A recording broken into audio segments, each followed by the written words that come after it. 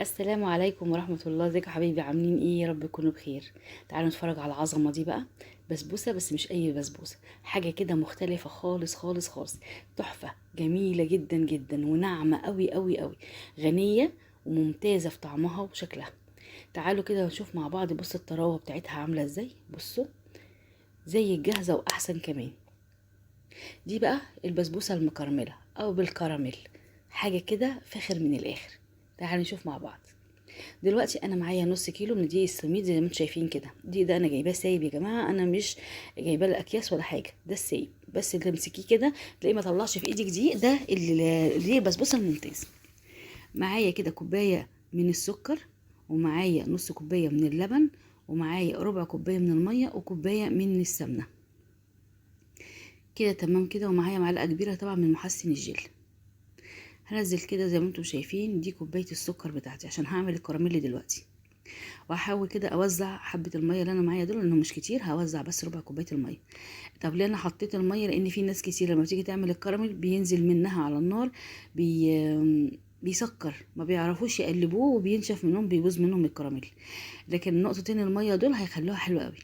دلوقتي انا مش هقلب ولا هاجي جنبها خالص، انا حطيت عليها معلقه عسل الجلوكوز وحبه الميه، وهسيبهم بس كده. كل اللي هعمله ان انا ممكن بس ايه اقلب زي ما انتم شايفين كده.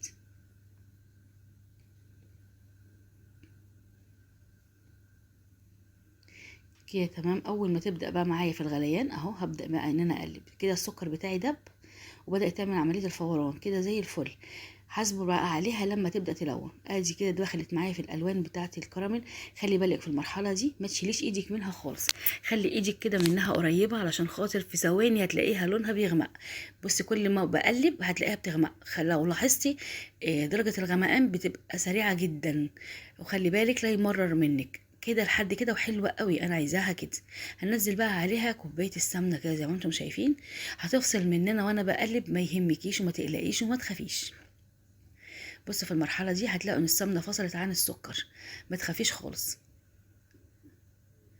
اهو هننزل بقى نص كوبايه الحليب. بصوا يا جماعه، انا مستعمله الحليب البقري اللي هو من اللبان عادي.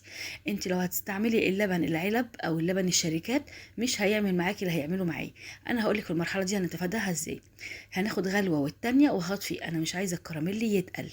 غلوه والتانيه كده، ورحت ايه فاصله عليه النار، وهفضل اقلب لحد ما يبقاش فيه تكتلات خالص. بصوا انا كده صفيته. دي بقى الفرق اللي انا بقول لكم عليه. بصي ناعم جدا ازاي. لازم تكوني مصفياه، لان القشطه بتكلكع معايا في وهي على النار. بتعمل تحس انها كده بتعمل حتت. القشطه بتعمل حتت مع الكراميل، فانا صفيتها تمام كده. هبدا بقى هنا ان انا هنزل. حبيت ان انا اعمل بالاسباتيولا واقلب، بس حسيت انها ايه مش هتشبعها كلها، فلازم ايديا. فانا حطيت دقيق البسبوسه على الكراميل اللي انا عملته زي ما انتم شايفين كده. اهم حاجه العجن ما يبقاش عجن، مش عجن البسبوسه يا جماعه، مش عجن. وما بتتحط لهاش بيكنج باودر، عشان برضو قبل كده في ناس كتير قعدت تقولي لازم بيكنج باودر فيها. يا جماعه والله العظيم ما بيتحط لهاش بيكنج باودر. اهو زي ما انتم شايفين، هتشايفوها زي ما هي كده مرمله، هتقولي دي كده هتطلع ناشفه وخشنه خالص خالص، زي متشبعه سمنه ولبن وكل حاجه. بصوا اهي. اهم حاجه وانتي بتقلبي تطمني بس ان ما فيهاش دقيق لسه ما خدش من الكراميل اللي انتي حطيتيه، كده يبقى تمام.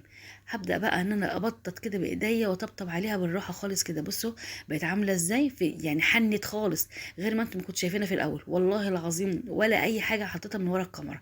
كده زي ما انا عاملاها قدامكم بالظبط. يعني عشان ما حدش يقول لي كانت عامله زي الرمل، بص دلوقتي عامله ازاي، والله ابدا. هي بتحن مع نفسها، وتلاقيها كده بقت غنيه خالص. اهو هنبدأ نبطط كده. هاتي بس الحروف عشان ما تتحرقش مننا، لان طبعا كلها سكر، فالحروف دي لو فضلت واقفة كده هتخليها تتحمص وتبقى طعمها مش حلو. ادي البسبوسة بتاعتي. عندي بقى شوية كده من اللوز عملتهم انصاف كده، وهنزل عليها زي ما انتم شايفين كده. بقى خلي بالك طويل معايا كده وانا برصهم. في ناس بتروح رشهم رش عشوائي كده، بس انا المره دي حبيت ان انا ارصهم بايديا كده واحده واحده، بحيث ان انا يطلع شكلها زي شكل الطبق الجاهز بالظبط. البسبوسه دي مش اقل من 500 جنيه الطبق لما تجيبيها من عند اي حلواني عادي. مش هقولك بقى المحلات المشهوره ولا المحلات الكبيره. البسبوسه بالكراميل دي غاليه جدا جدا جدا. احنا ما كلفتناش حاجه خالص، السكر والسمنه واللبن وكل ده من البيت. مش هتكلفك غير انك تجيبي نص كيلو دقيق السميد او دقيق البسبوسه من عند العطار او من عند مستلزمات الحلواني. يعني بصراحه اللي انا جايباها دي مش من عطار، انا جايباها من عند مستلزمات الحلواني. بصراحه بتبقى مضمونه، وطبعا كل الحلوانيه والمصانع والناس دي كلها بتاخد من عنده، فانا ببقى ضامناه ان هي اكيد هتطلع بسبوسه حلوه. وقلت لك على الاختبار بتاعي عشان تعرفي ان البسبوسه اللي معاكي هتطلع حلوه ولا لا. امسكيها على ايدك كده ونزليها، هتلاقي ايدك ما عليهاش دقيق. لو لقيتي ايدك فيها شويه دقيق من البسبوسه، اعرف انها هتعيش منك. هيبقى ليها طريقة تانية خالص عشان تعمليها وتطلع معاكي كويسة. يا رب بس تكونوا فهمتوني في اللي انا بقوله ده، وخطوة خطوة انا معاكم اهو، ما سبتش حاجة الا لما قلت لكم عليها. وهبدأ بقى دلوقتي ان انا هخلص كل الانصاف اللي انا حطاها دي بتاعت اللوز. انت لو حابة تحطي اللوز حطي، حابة تحطي البندق حطي، بس انا بصراحة انا ولادي بيحبوها بالبندق، فعشان كده انا بعملها لهم بالبندق. جيت احط النهارده لوز قالوا لي لا. كنت حتى عايزه اعملها نصين، والله كنت عايزه اعمل نص كده ونص كده، قالوا لي لا احنا عايزينها كلها بالبندق. فما بحبش ازعلهم بصراحه. الحاجات الحلوه دي مزاج.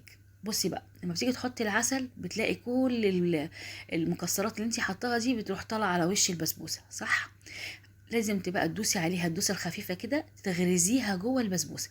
تتغرز جوه البسبوسه، هي على فكره ممكن تتحرك بس واحده اتنين، مش هتتحرك كلها. بس احنا برضو لازم نعمل زي ما انا بقول كده، هتغرزيها جواها. هننزل دلوقتي كوبايتين من السكر على كوبايه ونص من الميه،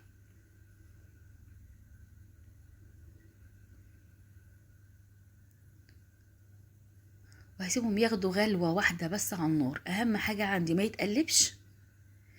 اهو كوبايتين سكر، كوبايه ونص من الميه.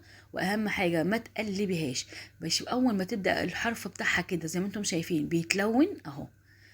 شايفين الحرف بتاعها لون وخدت اللون الحلو اهو زي ما انتم شايفين كده. هتيجي تسقي بقى البسبوسه، هاتيها من بره لجوه الحروف الاول، وبعد كده ابداي دخلي البسبوسه العسل بتاعها من جوه. ليه؟ لان الحروف هي اللي بتبقى ناشفه.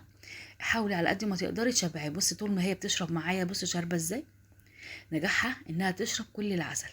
هو فاض مني حوالي نص كوبايه من الكميه اللي انا عملتها، بس طالعه حكايه طريه جدا جدا جدا. وبص الحروف وبص الشكل، بص الطراوه بتاعتها ممتازه. والله انا قطعتها وهي لسه سخنه، والله انا ما استنيت عليها شويه. طبعا كل ما تستني عليها وتبات بتطلع معاكي اسهل، ما تتكسرش يعني. بس وانا بقطعها وبطلعها طبعا لسه سخنه. شقت الحته اللي هي شقتها دي، بس ده من طراوتها وهي لسه سخنه. لكن لو هي طبعا سبتيها لحد لما تبرد بتبقى احلى واحلى واحلى. شايفين جمالها؟ شايفين طراوتها؟ بجد تحفه. بألف هنا وشفا. ويا ريتكم تقولوا لي عجبتكم ولا لا.